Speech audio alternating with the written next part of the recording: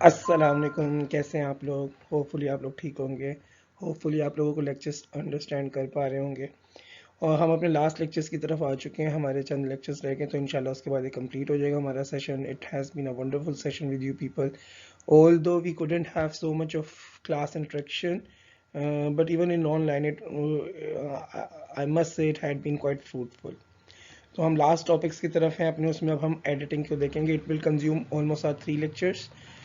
Academic editing for academic writing. अगर आपकी editing बहुत अच्छी है ना, इसको प्रूफ रीडिंग भी आप इन अ वे कह सकते हैं, तो you can earn a lot even in this field. ये फील्ड भी बहुत ज़्यादा पेइंग हो चुकी है आज के दौर के अंदर। तो क्योंकि लोग अपना रिसर्च वर्क, थीसिस, मास्टर्स का, ऑनर्स का, इवन क्या कहते हैं यूनिवर्सिटी में क्या कहते हैं अपना एमफिल लेवल का, पीएचडी लेवल का जो है वो प्रूफ रीड कराते हैं, अपने आर्टिकल्स प्रूफ रीड कराते हैं, एंड दे पे इन अ वेरी हैंडसम अमाउंट। तो हमने आज देखना है कि एडिटिंग में होता क्या क्या है। आप इवन जो लेटर्स लिखते हैं एडिटर्स को, और ये इस तरह की चीज़ें जो हैं, ये सारी चीज़ें भी आपकी एडिट होती हैं। तो अगर आपके एडिटिंग स्किल्स बहुत अच्छे हैं ना, तो आप इसको भी एज फील्ड ऑप्ट कर सकते हैं। बाय द वे, सिर्फ फील्ड की बात ना कीजिए, अपने लिए देखा जाए तो आपको एडिटिंग करना आनी चाहिए। आपने अपना आगे प्रोजेक्ट करना है, थीसिस लिखेंगे, डिसर्टेशन है, रिसर्च वर्क है, आर्टिकल्स हैं। आपकी फील्ड में तो मैं बहुत लोगों को जानता हूँ, जैसे वो डॉक्टर नायला हैं, वो सॉरी डॉक्टर अनीला जो हैं, अलीना न्याज, वो तो बहुत ज़्यादा माशाल्लाह रिसर्च करते हैं, अपने स्टूडेंट्स को रिसर्च कराते हैं। मेरी एक स्टूडेंट, उनकी भी है, सबा नाम है उसका, वो भी रिसर्च कर रहे थे, and they were you know planning to do publish something. तो आपने अब पब्लिश भी अपना आर्टिकल कराना है, कोई मटेरियल पब्लिश कराना है, तो आपको उसको एडिट करना पड़ेगा। तो editing is something which is very very very common and which is needed. तो इसलिए अगर आप एडिटिंग स्किल्स के ऊपर अच्छी तरीके से अबूर हासिल कर लेंगे ना, तो आपके लिए बहुत ज़्यादा फ़ायदेमंद होने वाली है। चलें हम इसका स्टार्ट देखते हैं। What we are going to cover in this: paragraph structure, sentence structure, parallelism, active and passive, eliminating vagueness, sign posting and the use of predictive statements, use of tense. अच्छा, ये सारी चीज़ें ना आपकी ग्रामर से related होती हैं, और ये सारी चीज़ें आपकी एडिटिंग में काम आती हैं। पैराग्राफ स्ट्रक्चर हम देखेंगे कि पैराग्राफ का स्ट्रक्चर ठीक है, कोहेरेंट है, नहीं है, जो एक पैराग्राफ की रिक्वायरमेंट है वो कंप्लीट हो रही है कि नहीं। एक सेंटेंस जो होता है ना, ये याद रखिएगा, सब्जेक्ट और वर्ब से एक सेंटेंस बन जाता है।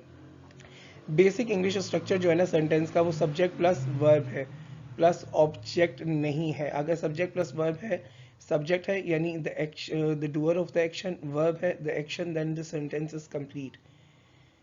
Object is not necessary, you can make a sentence even without an object. ठीक है, ये चीज़ आप अपने जहन में रखिएगा।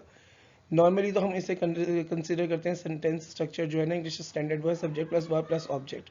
पर एक ऑब्जेक्ट के बगैर भी आपका सेंटेंस कंप्लीट ही होता है, ये जहन में रखिएगा आप लोग।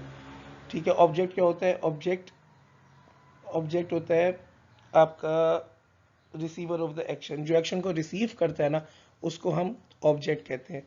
तो हम इसमें सेंटेंस स्ट्रक्चर भी देखेंगे, फिर उसमें और डिफरेंट चीज़ें देखेंगे। सेंटेंस स्ट्रक्चर में subject plus verb plus object होता है। सेंटेंस के दो पार्ट्स होते हैं, एक सब्जेक्ट होता है, एक प्रेडिकेट होता है। सब्जेक्ट में आपका डूअर ऑफ द एक्शन आता है। प्रेडिकेट पार्ट के अंदर, ये मैं वैसे ही आपको नॉलेज के लिए बता रहा हूँ, प्रेडिकेट पार्ट के अंदर वर्ब और ऑब्जेक्ट आता है। फिर हम पैरेललिज्म देखेंगे। पैरेललिज्म होता है कि आपका जो सेंटेंस का स्ट्रक्चर है वो कितना पैरेलल है। पैरेलल होता है यानी एक साथ चलना। जैसे हम कहते हैं ना, ये अगर मैं ड्रॉ करूँ वन लाइन ऐसे, और उसके बिल्कुल साथ ही एक और लाइन ऐसे ड्रॉ कर दूँ, तो ये दो पैरेलल लाइंस हैं, क्योंकि ये दोनों एक दूसरे के बिल्कुल साथ चल रही हैं। तो पैरेललिज्म ये होता है कि जो आपका स्ट्रक्चर यूज़ कर रहे हैं ना आप, लैंग्वेज का, वो सेम होना चाहिए। उसके अंदर क्या कहते हैं, डाइवर्सिटी, वैरायटी नहीं होनी चाहिए। वो आपस में डिसिमिलर नहीं होना चाहिए, कॉन्ट्ररी नहीं होना चाहिए। फिर एक्टिव पैसिव वॉइसेस हम थोड़ी सी देखेंगे कि एक्टिव वॉइस क्या होता है, पैसिव वॉइस क्या होता है, इसमें सब्जेक्ट वर्ब और ऑब्जेक्ट का क्या रोल होता है। एलिमिनेटिंग वेगनेस, आपके जो सेंटेंसेस होते हैं ना, उनके अंदर वेगनेस नहीं होनी चाहिए। वेगनेस होता है अनक्लियरिटी, यानी चीज़ों का क्लियर ना होना। तो हमें अमूमन राइटिंग में ये भी नज़र आता है, sometimes we are writing something and it becomes quite unclear. आपको समझ ही नहीं आ रही होती कि वो बंदा आगे से कह रहा है। उसमें ग्रामर की मिस्टेक्स हो सकती हैं, ग्रामर, सेंटेंस स्ट्रक्चर ये हम पीछे देखा है, इनकी ना हो, तो हो सकता है वो सेंटेंस ही आप जो बना रहे हैं वो मीनिंगलेस है, उसका मीनिंग नहीं क्लियर हो रहा। तो इस तरीके से हम ये देखेंगे वेगनेस को किस तरीके से आपने एलिमिनेट करना है। Sign posting and the use of predictive statements, हम साइन पोस्टिंग वगैरह देखेंगे किस तरह से यूज़ करना है इनको, और फिर प्रेडिक्टिव स्टेटमेंट किस तरह से यूज़ होती हैं, फिर एंड में हम टेंसेस का यूज़ देखेंगे। आज वाले लेक्चर के अंदर हम क्या कहते हैं पैरेललिज्म तो कवर करेंगे, और बाकी जो लेक्चर है ना उसको हम कवर करेंगे नेक्स्ट लेक्चर में। बाकी जो हमारे टॉपिक्स हैं उनको नेक्स्ट लेक्चर में कवर करेंगे। चलें देखते हैं। ये राइटिंग की स्टेजेस हैं। ये 2 मार्क्स का आपसे आ सकता है कि just draw the diagram of क्या कहते हैं, sorry, draw the diagram of editing stages of editing. ठीक है, ये एडिटिंग की स्टेजेस हैं एक्चुअली। सबसे पहले आ कहते हैं प्री राइटिंग। प्री राइटिंग में आपका आ सकता है ब्रेनस्टॉर्मिंग। आप पॉइंट्स बना बना के लिख सकते हैं। ठीक है, प्री राइटिंग के अंदर आप राइट नहीं अभी कर रहे हैं ना, आप पैराफ्रेज उसे करके रख सकते हैं, समरी करके रख सकते हैं, जो भी आपका आर्टिकल जो भी चीज़ है, यह आपके ऊपर है आपने किस तरीके से करना है। उसके बाद आप एक बनाएंगे रफ ड्राफ्ट। जो रफ ड्राफ्ट होगा उसके अंदर आप पॉइंट्स की फॉर्म में भी बना सकते हैं, पैराग्राफ की फॉर्म में भी बना सकते हैं। उसमें कोहेरेंसी ज़रूरी नहीं है, ट्रांजिशन वर्ड ज़रूरी नहीं है, वो आप आगे जाके ऐड कर सकते हैं। अगर आप रफ ड्राफ्ट अच्छा बना लेते हैं तो वो आपके हक में बेहतर है। फिर उसके बाद नेक्स्ट आप जाएंगे रिस्पॉन्डिंग। अब आप उसे रिस्पॉन्ड करेंगे। यहाँ पे होता है कि आप उसे बेहतर एक नीट जो है ना पोजीशन देते हैं, कि आप उसको पैराग्राफ की फॉर्म में ले आते हैं, आप उसको एडिट करते हैं, उसमें देखते हैं ग्रामर वगैरह की मिस्टेक्स देखते हैं। आप इसमें ना कोहेरेंस देखते हैं, एक पैराग्राफ की फॉर्म में लेकर आ जाते हैं, पॉइंट सारे रेलिवेंट मौजूद हैं, इरेलीवेंट निकाल दिए हैं, ये सारी चीज़ें आप चेक करते हैं। फिर आते हैं रिवाइजिंग। जो ग्रामर वाला पार्ट होता है ना वो सारा आप यहाँ पे छोड़ते हैं। आप उसका सेंटेंस स्ट्रक्चर देखते हैं, आप उसके सिनोनिम्स मीनिंग्स देखते हैं, आप उसकी वेगनेस को एलिमिनेट करते हैं, आप ये देखते हैं कि कोई ग्रामेटिकल मिस्टेक वगैरह तो नहीं लगी। फिर आप जाते हैं एडिटिंग की तरफ। एडिट में दोबारा आप लास्ट टाइम एक दफ़ा देखते हैं ग्रामर, स्ट्रक्चर, आप आर्ग्यूमेंट की स्ट्रेंथ वगैरह सारा देखते हैं कि कोई मिसिंग पॉइंट तो नहीं रह गया। लास्ट में फिर आप जाते हैं पब्लिशिंग की तरफ, फिर आप इसको पब्लिश कराते हैं। ये लास्ट पॉइंट होता है। अब मुझे अच्छी तरीके से याद है जब मैंने अपना नॉवल लिखा था ना, तो प्री राइटिंग में हमने उसको, मैं पर्सनली 2-3 साल तक उन टॉपिक्स के ऊपर चीज़ों के बारे में सोचता था। अहदीस को पढ़ता था, तौरात, इंजील, मैंने ये घर में बाइबल ला के रखी हुई है, मैं बाइबल पढ़ता रहा हूँ। अभी भी अल्लाह का शुक्र है, कभी कभी टाइम मिलता है तो ज़रूर पढ़ता हूँ मैं बाइबल, कुरान पाक भी पढ़ता हूँ। तो यहाँ से रेफरेंस तो नहीं लिए, लेकिन जो नॉलेज था ना वो ये प्री राइटिंग स्टेज था, ब्रेन स्टॉर्मिंग के। अगर हम इंजील देखें, कुरान पाक देखें, अहादीस देखें, उसकी रोशनी में किस तरीके से वाक़यात जो आने वाले हैं वो होने वाले हैं। हज़रत इमाम मेहदी का आना किस तरह होगा, हज़रत ईसा अलैहिस्सलाम का आना जो लगता है, जो डेट्स बन सकती हैं, वो सारा इन्हीं से निकाला। ये सारा प्री राइटिंग स्टेज में था। फिर ड्राफ्ट किया, फिर उस सारे को ना लिखना शुरू किया। अब लिखने के बाद ना मैं एक रफ सा बना के ना मतलब लिखता था। लिखने के बाद ना मैं फिर अपने फ्रेंड्स को सेंड करता था, 2-3 फ्रेंड्स को सेंड करता था, वो उस पर रिस्पॉन्ड करते थे। वो बताते थे ये मिस्टेक हो सकती है, ग्रामेटिकल मिस्टेक है, उसके अलावा ये आर्ग्यूमेंट की स्ट्रेंथ में मसला है, या ये पॉइंट बकायदा मुझे 2-3 दोस्तों ने ये भी बताया कि हाँ आपका सेंटेंस वेग है, अनक्लियर है। फिर उसके बाद मैंने उसको दोबारा रिवाइज किया और एंड में एडिट किया, 3-5 दफ़ा एडिट किया हमने। ठीक है, उसके बाद हम पब्लिशिंग की तरफ गए। मैं आपको एक बात बताता हूँ, ये बड़ी मज़े की बात है। 2-3 दफ़ा मेरे दोस्त ने किया, 5 दफ़ा मैंने खुद किया, उसके बावजूद भी हमारी एक या दो मिस्टेक्स निकल आई। ठीक है, उसके बावजूद भी निकल आई। तो ये एडिटिंग एक ऐसा प्रोसेस होता है कि आप इसे बार बार करें, फिर आपकी इसके ऊपर कमांड बनती है। एडिटिंग बहुत ज़बरदस्त है। आप एडिटिंग में भी अपना बहुत अच्छा एक फ्यूचर बना सकते हैं। तो ये सारी एडिटिंग की स्टेजेस है। 2 मार्क्स का आपसे पूछा जा सकता है, आपसे भी डायग्राम बना दें सारी इसी तरीके से, अगर आपसे आ जाएगा कि एडिटिंग की क्या स्टेजेस है। नेक्स्ट है जी, सबसे पहले हम देखेंगे पैराग्राफ्स। पैराग्राफ्स हैं क्या जी? Paragraphs break up the information you want to present to your reader, structuring it in such a way that guides the reader through a series of related ideas. They follow a general to specific sequence. आपका जो paragraph होता है ना, it's like an open invitation. फिर वो thesis statement की तरफ जाता है, थीसिस स्टेटमेंट से ओपनिंग इन्विटेशन की तरफ जाता है। पैराग्राफ जो होता है ना वो डिफरेंट आइडियाज़ को अपने अंदर एब्जॉर्व कर लेता है, जो जनरल से स्पेसिफिक सीक्वेंस में जाते हैं। इसे हम कहते हैं डिडक्टिव मेथड। ठीक है, डिडक्टिव होता है कि आप सबसे पहले एक जनरल बात करते हैं और आहिस्ता आहिस्ता स्पेसिफिक की तरफ जाते हैं, डिड्यूस करते हैं, तो ये डिडक्टिव मेथड है। अब वो कह रहा है कि पैराग्राफ क्या होता है, वो अपने रीडर्स को ना इन्फॉर्मेशन जो उसमें होती है वो ब्रेक करके देता है इस तरीके से कि रिलेटेड आइडियाज़ के थ्रू वो आबद आता है। जैसे हम एक बात करते हैं, कोविड की वैक्सीन की बात कर लेते हैं कि जी कोविड वैक्सीन छोड़ा, मैं ड्रग एडिक्शन की बात कर लूँ, मुझे लगता है कॉमन और ईजी टॉपिक है drug addiction, adverse effects of drug addictions. आप सबसे पहले कहते हैं drug addiction is causing havoc in the society. ठीक है, अब आपने एक जनरल स्टेटमेंट दिया, अब आप उसके से स्पेसिफिक करते जाएंगे। और ये आपका पहला जो था ना टॉपिक सेंटेंस था। आप उसके बाद आहिस्ता से सपोर्टिंग डिटेल्स से जाएंगे कंक्लूडिंग सेंटेंस की तरफ, और आप उसको बार बार स्पेसिफिक करेंगे।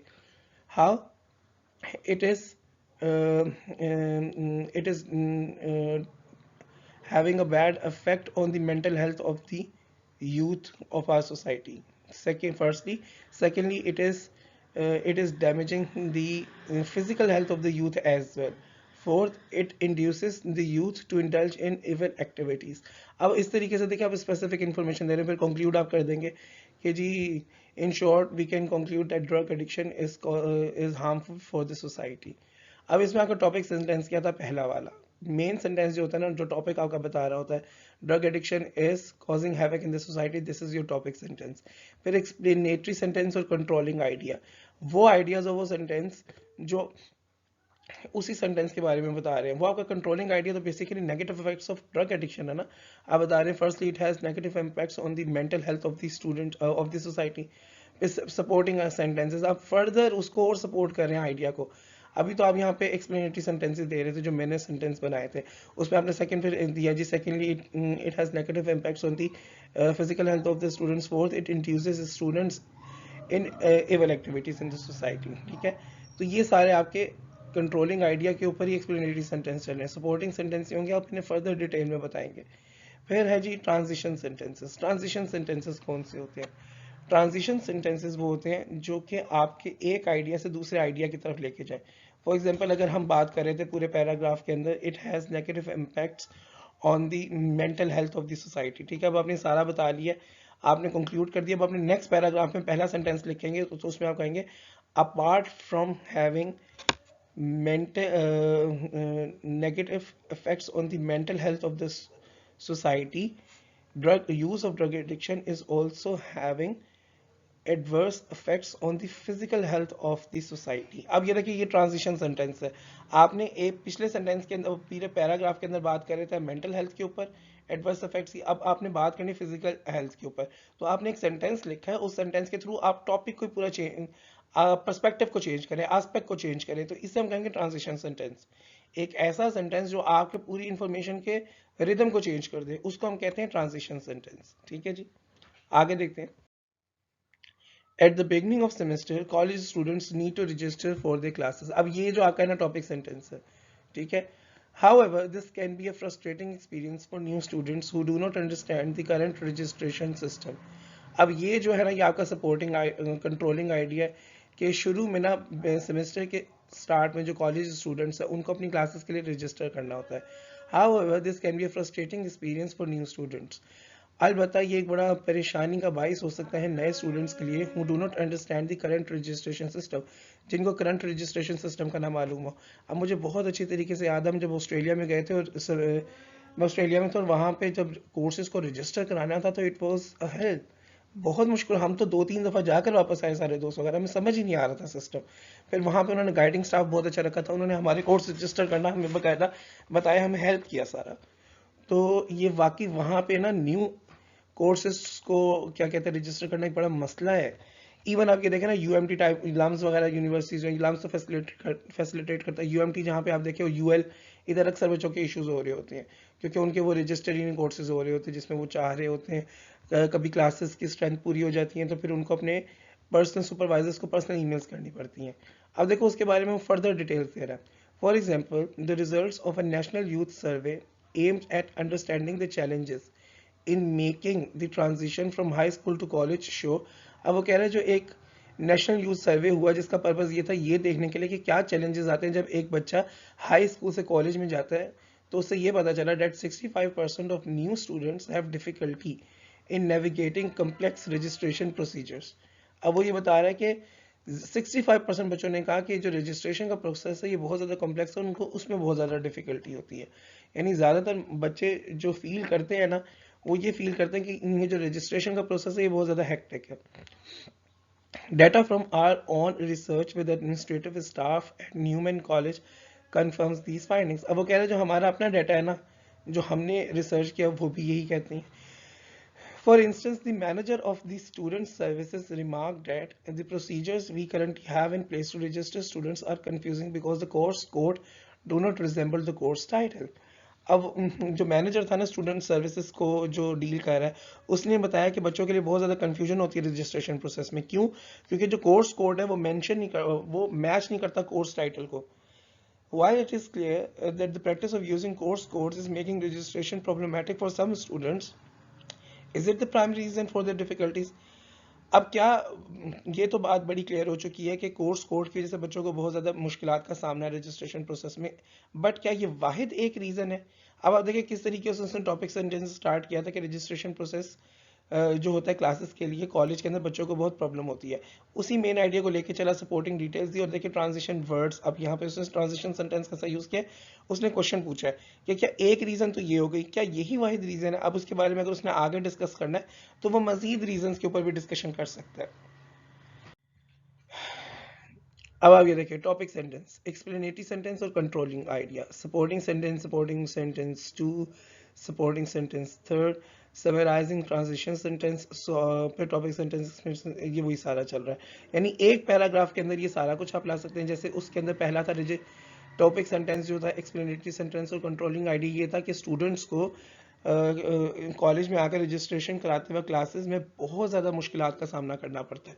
ठीक है, अब उसने सपोर्टिंग सेंटेंसेस लिखे और वो पूरी उसको डिटेल करता रहा, डिटेल में उसने डिस्कस किया, और एंड में उसने समराइजिंग ट्रांजिशन सेंटेंस कर दिया जी कि एक तो प्रॉब्लम ये है कि रजिस्ट्रेशन कोड की वजह से कंफ्यूजन हो जाती है क्योंकि कोड और टाइटल नेम जो है वो डिफरेंट है। अब उसी से वो नेक्स्ट टॉपिक सेंटेंस की तरफ जा रहा है, वो उसी को पकड़ेगा और फिर उसके ऊपर एक्सप्लेनेशन करेगा, इसी तरीके से उसको समराइज करके नेक्स्ट पे जाएगा। बेसिकली हमने जो क्लास में पैराग्राफ लिखा था, अगर आपको याद हो कि एक पैराग्राफ के अंदर टॉपिक सेंटेंस होता है, फिर सपोर्टिंग डिटेल्स होती हैं, फिर कंक्लूडिंग सेंटेंस। जितनी आप सपोर्टिंग डिटेल्स देंगे उतने ही आप लिख सकते हैं अपने पैराग्राफ। अब सपोज कर लेंगे इसने टॉपिक सेंटेंस 1 वाले को लेकर उस पर पूरा पैराग्राफ लिखा है, ये टॉपिक सेंटेंस 2 को लेकर उस पर पूरा लिखा है, और ये टॉपिक सेंटेंस 3 को लेकर उस पर पूरा लिखेगा। तो इस तरीके से आपका सारा जो पैराग्राफ है ना वो चलता रहेगा, और ये नॉर्मल एक कोर्स होना चाहिए पैराग्राफ लिखने का जो वो कह रहा है। आई होप यहाँ तक क्लियर होगा। बस 1-2 मिनट वेट कीजिएगा।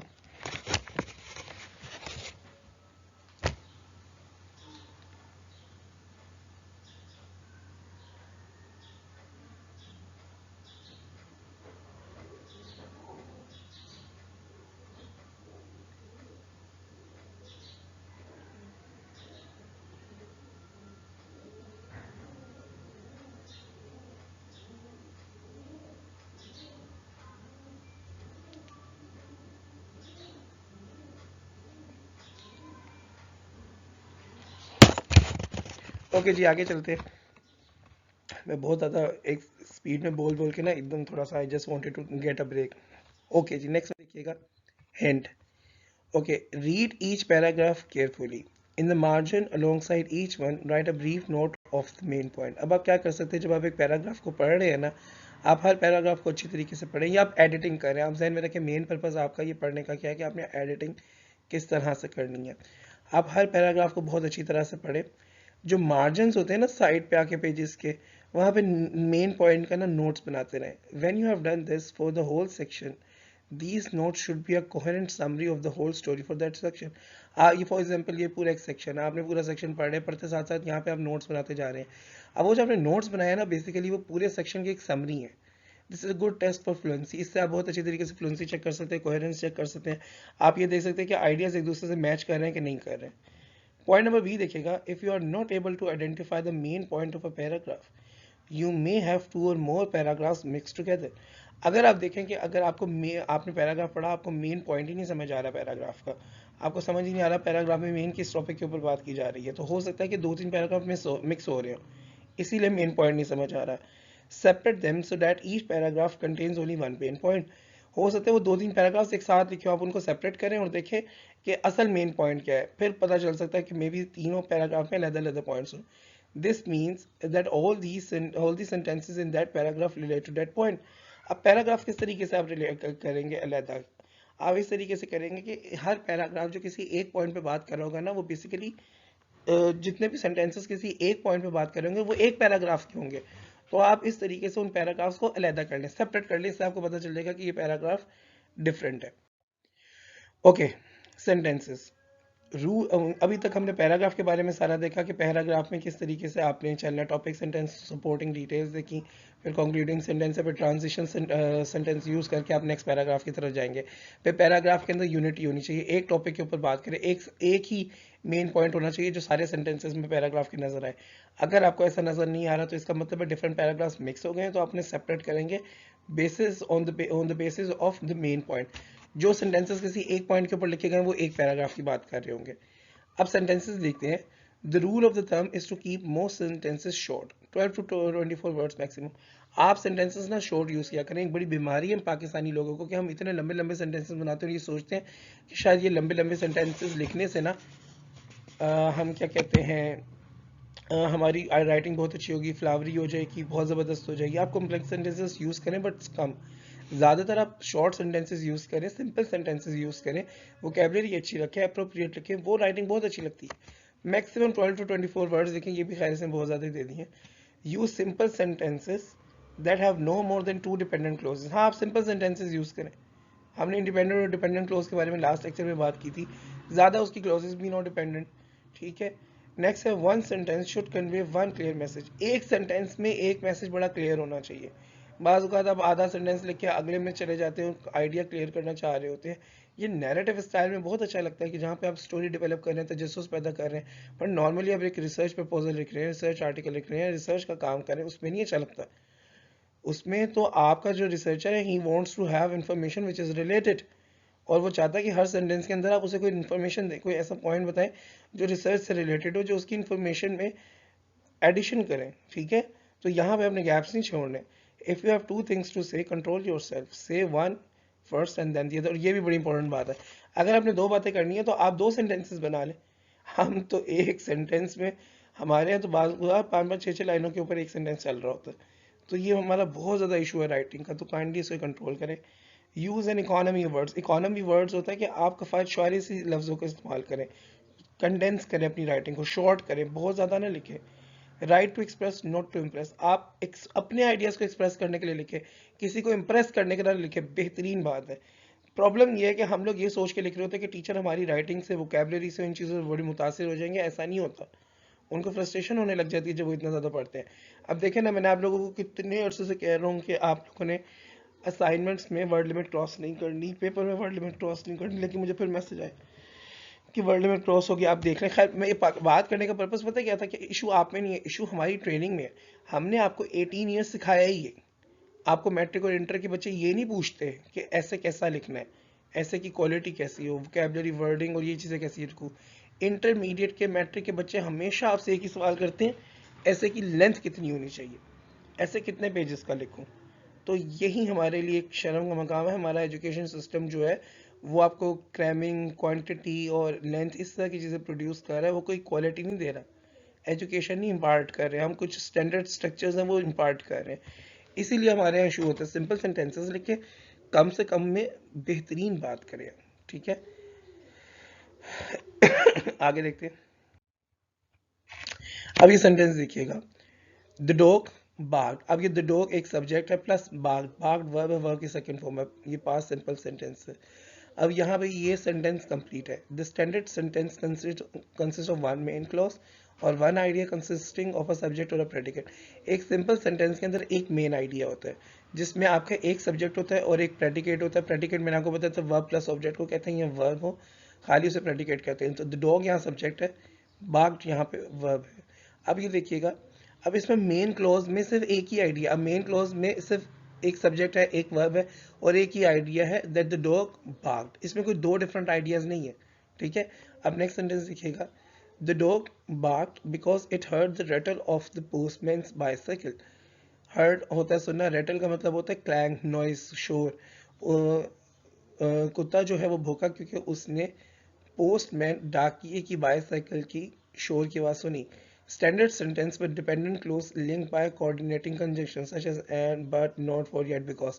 अब वो कह रही है एक स्टैंडर्ड स्ट्रक्चर है जिसके साथ एक डिपेंडेंट क्लोज है। डिपेंडेंट क्लोज जो अपना मीनिंग पूरा नहीं दे सकती, वो इंडिपेंडेंट क्लोज पर डिपेंड करती है। द डॉग बार्क की कंप्लीट सेंटेंस है, इंडिपेंडेंट क्लोज है। बट अगर खाली आप इसको पढ़े, because it heard the rattle of the postman's bicycle. अगर खाली इसको आप पढ़े ना इतने पार्ट को तो इसका मीनिंग कंप्लीट नहीं है. It needs something to complete its meaning. So this is dependent clause. अब वो ये कह रहा है कि आप देखिए standard sentence with dependent clause क्या है कि आपने इंडिपेंडेंट क्लोज लिखी उसके बाद एक आपने conjunction coordinate conjunction. Coordinating conjunction ये होता है कि आप कोई ऐसा वर्ड कंजंक्शंस कहते हैं एंड बट फॉर इस तरह के वर्ड्स को जो सेंटेंसेस को या वर्ड्स को आपस में कनेक्ट करते हैं उनको हम कहते हैं कंजंक्शंस. तो अब वो कह रहा है कि आपने कोऑर्डिनेट कंजंक्शन लगाई और उसके साथ आपने एक और मतलब जो प्रॉपर डिपेंडेंट क्लोज जोड़ दी. वो यहाँ पे क्या है because it heard the rattle of the postman's bicycle. ठीक है. तो इस तरीके से स्टैंडर्ड स्ट्रक्चर आपका हो सकता है सेंटेंस का डिपेंडेंट क्लोज के साथ.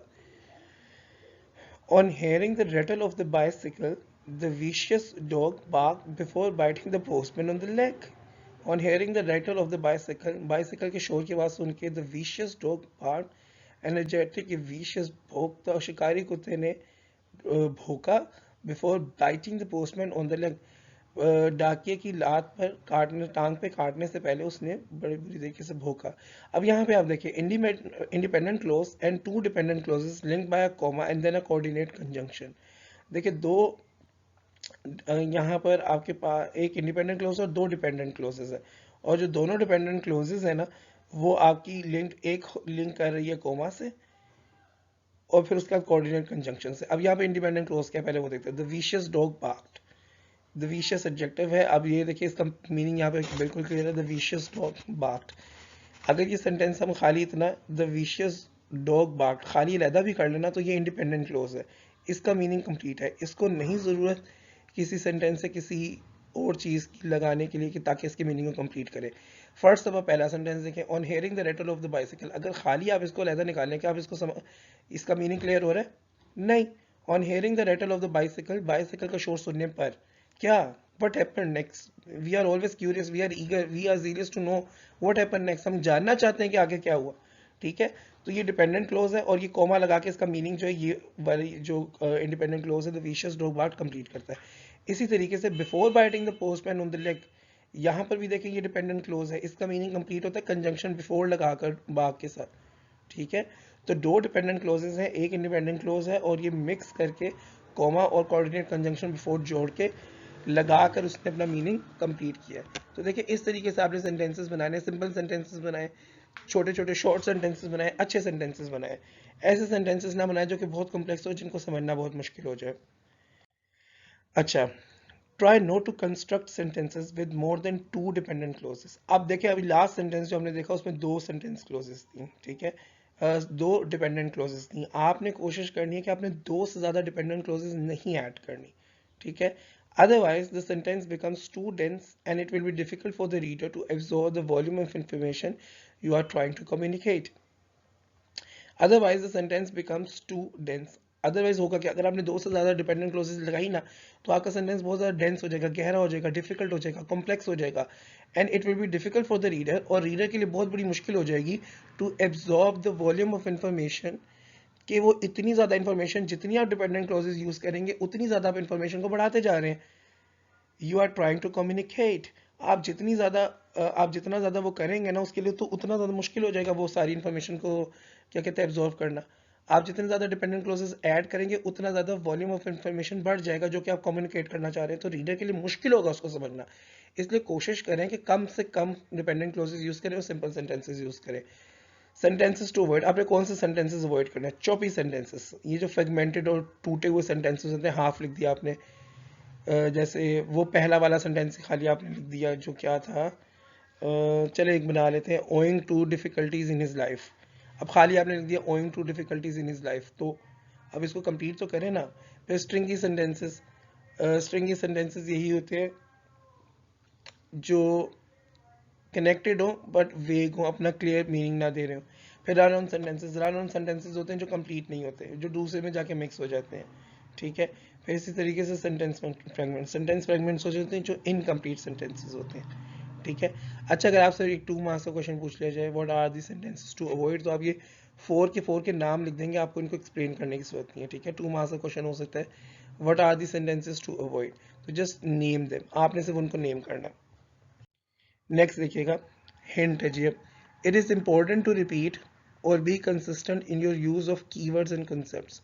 अब आप जो सेंटेंसेस वगैरह देख रहे हैं, वर्ड्स देख रहे हैं, एडिटिंग के लिए आपने ये ज़रूरी है कि आप नोट करें, it is important to repeat करें और be consistent in your use of keywords और इन कॉन्सेप्ट्स। आपने अपने कॉन्सेप्ट्स को, कीवर्ड्स को बार बार यूज करना है। Second, use variety in the transition words. आपके जो ट्रांजिशन वर्ड्स हैं ना, उनमें वैरायटी लेकर आए। That is, do not over use the same ones because it is irritating. बार बार आप ये ना यूज करें दस दस दस दस, आप उनको चेंज करें, वैरायटी लेकर आए अपने ट्रांजिशन वर्ड्स के अंदर। इसलिए तो मैंने आपको कहा था एडिशन की और इनके डिफरेंट थोड़े से याद कर लें। जैसे इसका मतलब उसका 10 एंड में ये होता है ना, अगरचे या लिहाजा सो ये नतीजा निकला, उसके लिए क्या वर्ड्स हो सकते हैं? दस, therefore, accordingly, consequently, so it follows. ये सारे इस चीज़ की तरफ निशानदेही करें कि नतीजा क्या निकला, फिर क्या हुआ। आप जितना रिपीटिशन करेंगे ना, उतनी आपकी जो राइटिंग है ना वो डल हो जाएगी, उतना रीडर को पसंद नहीं आएगा आपका काम। ठीक है, तो एडिटिंग करते हुए आपने इस चीज़ का ख्याल रखना है कि आपने वर्ड्स को बार बार नहीं रिपीट कर, कीवर्ड्स को आप बार बार रिपीट करते हैं, जैसे ड्रग एडिक्शन वाला है। लेकिन ये वाले जो वर्ड्स होते हैं ना, जो आप राइटिंग में लिख रहे हैं, आपने कोशिश करनी है उनको डिफरेंट तरीके से यूज करें, बार बार डिफरेंट वर्ड्स यूज करें। Okay, while you can carefully use pronouns, for example it, they and adjectives, this, these, as long as the subject is 100% clear, take care to re-establish the subject at regular intervals। अच्छा, अब वो कहना है अपने pronoun के use पे बड़ा ख्याल रखना। आपने देखना है इट, दे आप सही यूज करें कि नहीं। इट होता है नॉन लिविंग थिंग के लिए, दे होता है ज्यादा लोगों के लिए। ये ना कम लोगों, सिर्फ अस्मा की बात हो रही है और आप दे लगा दें, अस्मा के बाद दे लगा दें, बच्चे बड़ी मिस्टेक्स करते हैं ऐसी। फिर एडजेक्टिव्स देखिए, दिस, दीज। आप 100% क्लियर होंगे ना ऑब्जेक्टिव्स के बारे में, तब आपने ये यूज करने, दिस और दिस। अगर एक चीज है, पेन की बात हो रही है, तो आप करेंगे दिस इज माई पेन। अगर ज्यादा पेन्स है तो आप करेंगे दीज आर माई पेन्स। तो जब आप क्लियर होंगे ना, तब आपने यूज करना है और आपने बार बार इस चीज का ख्याल रखना है। Take care to reestablish the subject at regular intervals, कि आप जो सब्जेक्ट है उसके बारे के साथ जो एक कनेक्शन है ना प्रोनाउन के थ्रू, जैसे अगर आप अली की बात करें तो अली के बारे में ही का इस्तेमाल आपने बार बार करना है, ताकि पता चले कि आप अली की बात कर रहे हैं। ठीक है, नेक्स्ट देखिएगा, avoid the use of cliché, undefined technical jargon. ठीक है, आर्केक एंड और poetic words, sexist language, figure of speech. आपने क्लीशे यूज नहीं करने ज्यादा से ज्यादा। एडिटिंग करते वक्त आपने ख्याल रखना है क्लीशे ना हो। क्लीशे होते हैं जो मुहावरे, कोई जुबान ज़द आम बात बन जाता है ना, मुहावरा, जो किसी अपनी लैंग्वेज का मुहावरा हो, ठीक है, उसको हम कहते हैं क्लीशे। हमारे यहाँ पे बड़े क्लीशे हैं ना, क्या कह सकते हैं, बड़े क्लीशे हैं। जैसे एक तो हुआ ना, दूध, छाछ का जला दूध भी फूक फूक के पीता है। ठीक है, अनडिफाइंड टेक्निकल जार्गन, वो टेक्निकल जार्गन आपने यूज नहीं करनी जो कि डिफाइंड ना हो। आर्केक एंड और पोएटिक वर्ड्स, आर्केक होते हैं ओल्ड पुराने, जैसे दी, THEE, आई लव दी, इस तरह के वर्ड्स आपने यूज नहीं करने। और पोएटिक एक्सप्रेशंस भी आप यूज नहीं करते अपने रिसर्च वगैरह के अंदर। सेक्सिस्ट लैंग्वेज, ऐसी लैंग्वेज यूज नहीं करते जो किसी एक सेक्स को या किसी एक जेंडर को प्रमोट कर रही हो। जैसे हम अक्सर यूज कर रहे होते हैं ना, ही, आप उसकी वजह द चेयरपर्सन करके बात कर सकते हैं। ही और शी दोनों लगा दें, स्लैश करके आजकल लगा दिया जाता है। फिगर ऑफ स्पीच में आपके आ जाते हैं नाउन, प्रोनाउन, वर्ब, ये सारे आ जाते हैं। तो आप इनका भी ख्याल रखना कि आप वो सही तरीके से यूज कर रहे हो। नेक्स्ट देखते हैं, पैरेललिज्म। अच्छा जी, पैरेललिज्म का क्या मतलब होता है? Parallel sentences occur when each item in a list or comparison follows the same grammatical pattern। Parallelism का मतलब ये होता है कि आपके लिस्ट के अंदर जितने भी पैटर्न है ना, वो सेम होने चाहिए। यानी आप जो भी फॉलो कर रहे हो, आपके सेंटेंसेस के अंदर जो फॉर्म ऑफ वर्ब यूज हुई है ना, वही होनी चाहिए। ये नहीं होना चाहिए कि जैसे एक तरफ आप एक वर्ब आप प्रेजेंट सिंपल का यूज करें, दूसरा पास्ट सिंपल का यूज करें, फर्स्ट फॉर्म और सेकंड फॉर्म, ये गलत हो जाएगा। पैरेलल सेंटेंसेस ओकर when each item in a list, कोई लिस्ट है और कंपैरिजन या कंपैरिजन कर रहे हैं, कोई सेंटेंस लिख रहे हैं, follows the same grammatical pattern, उसका ग्रामेटिकल पैटर्न सेम होना चाहिए। अगर फॉर एग्जांपल आप ये कहते हैं ना, he washed his hands and dry them, DRAY, dry them, तो ये गलत हो जाएगा, क्योंकि आपने पहले बात की ही वॉश्ड हिज हैंड्स, तो इसका मतलब पास्ट में आप बात कर रहे थे, उसने अपने हाथ धोए। And dried them, DRIED, dried them, आपने सेम ग्रामेटिकल पैटर्न यूज करना है। For instance, if you are writing a list and the first item in your list is a noun, write all the following items as noun। ये भी बड़ा important है। अगर आप एक लिस्ट लिख रहे हैं जिसमें पहली चीज आपने नाउन के तौर पे नाम बात की, जैसे नेम है, ठीक है, तो आप सारी चीजें नाउन ही यूज करेंगे। जैसे आप ये कहेंगे I went to the market to buy certain things such as fruits vegetables. अब ये सारे नाम है, फ्रूट्स वेजिटेबल्स ग्रोसरी आइटम्स, ठीक है, इस तरीके से स्टेशनरी आइटम्स, ये इस तरीके से आप कर सकते हैं। आप नाउन है ये वो सारे, जैसे नाउन अभी बताए आपको क्या थे, fruits vegetables stationery items grocery items, ठीक है, ये सारे नाउन्स हैं। आप इनकी जगह वर्ब नहीं यूज कर सकते। जैसे फ्रूट्स वेजिटेबल्स वगैरह की जगह आप ये नहीं कर सकते I went to the market to bye,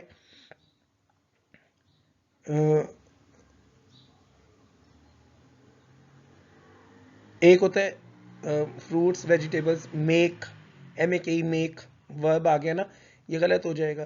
क्योंकि देखिए यहाँ पे आप नाउन की बात कर रहे हैं, फ्रूट्स वेजिटेबल्स मेक नहीं हो सकता, जूस मेकर हो सकता है क्योंकि ये नाउन है, ठीक है।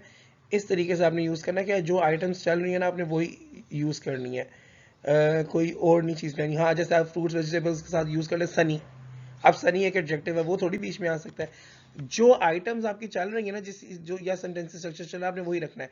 आइटम्स नाउन चल रही है तो आपने नाउन का ही जिक्र करना है, सारी चीजें नाउन में ही होनी चाहिए। If the first verb is an ing word makes all the others ing words। जैसे मैंने अभी आपको एग्जांपल दी थी, अगर फर्स्ट वर्ड में ing है तो बाकी सारे वर्ब जो बोले होंगे वो भी ing में होंगे। आप ये नहीं कर सकते कि बाकी सारे को ing में ना करें, ठीक है। जैसे हमारे एक सेंटेंस आता है ना, ही, अगर मैं बना लूं ही first, we are looking forward to meeting you, comma लगा के seeing you and welcoming you, ठीक है, ये सेंटेंस ठीक है। लेकिन आप ये नहीं कर सकते we are looking forward to meeting you seeing you and to welcome you. अब आपने मीटिंग और सीइंग तो सही लिखा और टू वेलकम कर दिया, ये गलत हो गया। So we are looking forward to meeting you seeing you and welcoming you, ये पैरेललिज्म होगा। एग्जाम्पल देखते हैं, not parallel, parallel.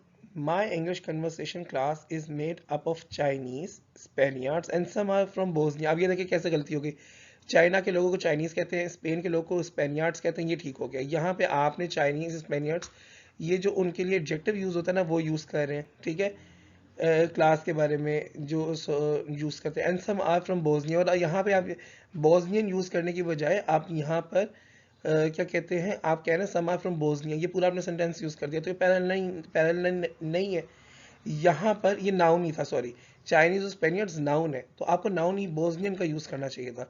अब इसका पैरेलल स्ट्रक्चर देखें, my English conversation class is made up of Chinese, Spaniards and Bosnians, the items are now all nouns, ठीक है। इसी तरह नेक्स्ट एग्जांपल देखें, my parents taught me such things as honesty, faith, to be fair and having patience. अब देखिए दोनों गलत है, एक नाउन है दूसरा भी नाउन है। टू बी फेयर जो इन्फिनेटिव है, टू लगा के लगा दिया, जब टू प्लस वर्ब की फर्स्ट फॉर्म लगती है ना तो उसको हम इन्फिनेटिव कहते हैं। एंड हैविंग पेशेंस ये पार्टिसिपल है, आईएनजी फॉर्म लगा दी। ये होना चाहिए था my parents told me such thing as honesty faith fairness and patience. अब यहाँ पे देखो four of all of the four things in the list are noun. The children were laughing, squealing and danced. And dancing, dancing होना चाहिए, the squealing होता है ये आवाजें निकालना। The children were laughing, squealing and dancing. See, this is how you do parallelism. I hope आप लोगों को parallelism समझ आ गया होगा, सारा आज का एडिटिंग का कंप्लीट समझ आ गया होगा इंशाल्लाह। फिर हम नेक्स्ट क्लास में इंशाल्लाह मिलेंगे। तो अपना ख्याल रखिएगा, कोई मसला हो तो ज़रूर क्वेश्चन कीजिएगा। नेक्स्ट भी हम एडिटिंग के बारे में ही बात करेंगे। अल्लाह हाफिज़।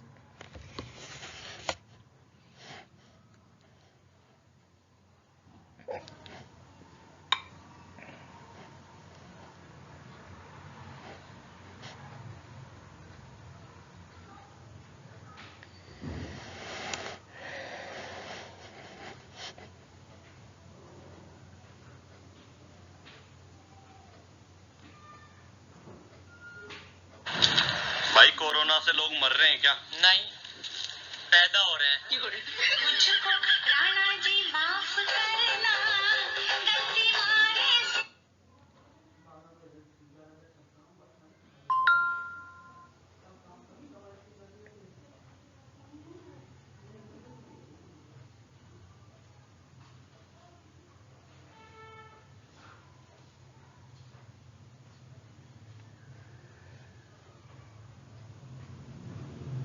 जब से उम्मती उनके हुए हम